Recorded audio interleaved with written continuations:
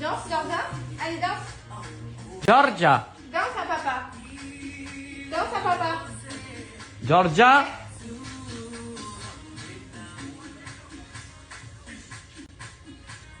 Tourne joli mou. Encore. Tape, tape, petite main. Tourne. C'était bien cette petite sieste. Je sais que tu es vraiment un bébé d'amour, toi. Bah.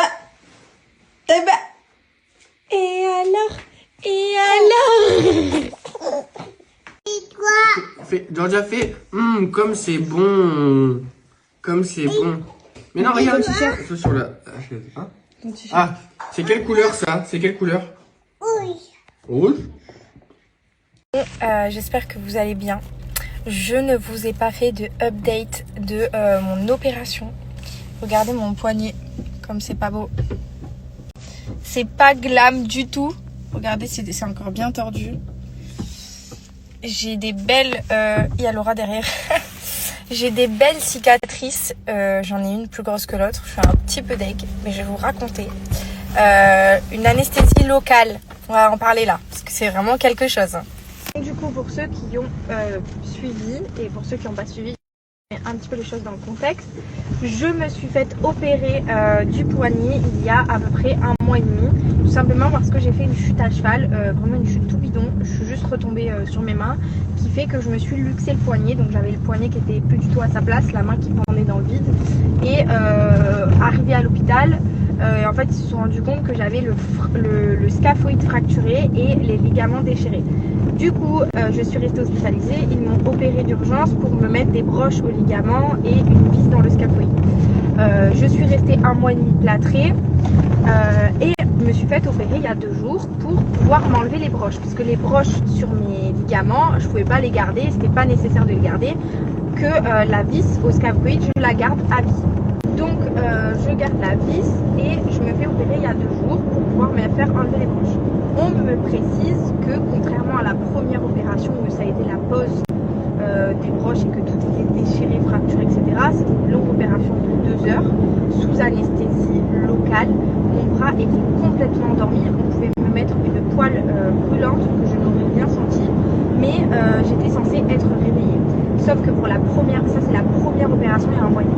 Je me suis, en fait j'ai fait une crise d'angoisse. Je leur ai dit que je ne me sentais pas d'être réveillée 2 heures pendant qu'on trifouillait l'intérieur du bras.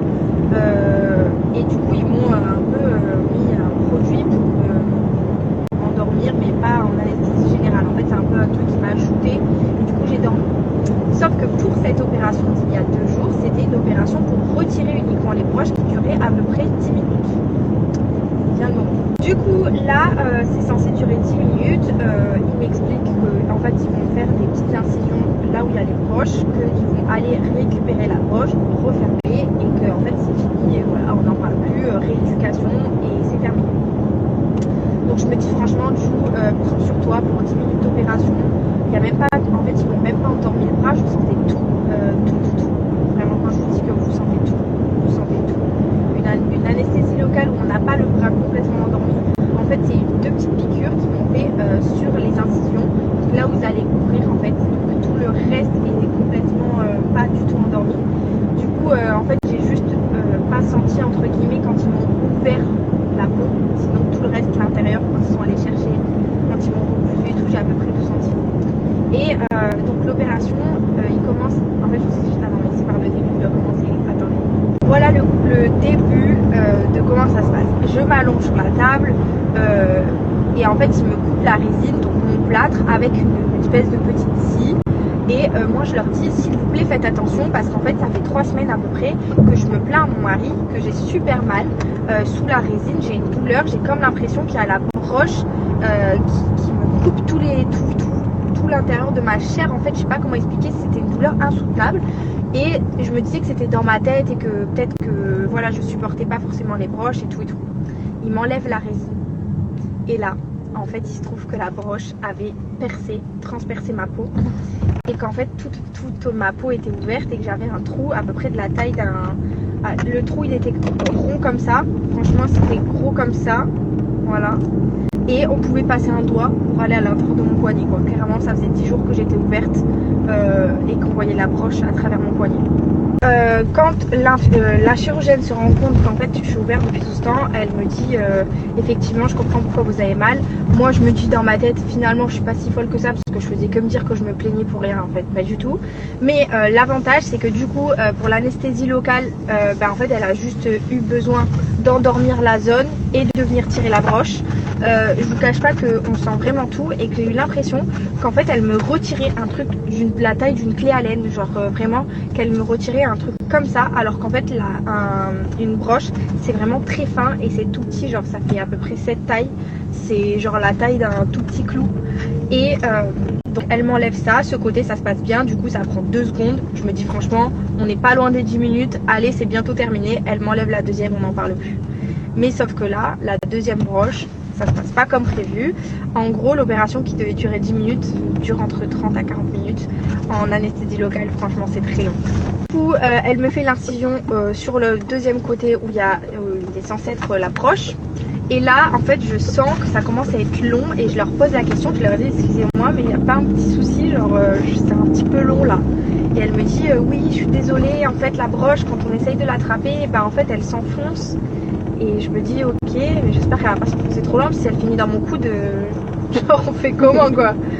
Et du coup en fait je me dis allez ça va, prends sur toi, franchement c'était très dur. Franchement les gars, si vous avez l'occasion de vous faire shooter, endormir ou vous faire une anesthésie générale, même pour un tout petit truc comme ça, faites-le parce que je vous jure que c'est vraiment, franchement c'est chaud. Si vous êtes sensible et si vous êtes douillet, franchement ne le faites pas parce que moi ça m'a traumatisé, genre vraiment je suis sortie, j'avais la nausée pendant toute la journée, j'ai dormi tellement ça m'avait ensuqué, genre alors que j'avais rien eu, j'étais complètement moi-même, mais je suis sortie de là pas bien quoi.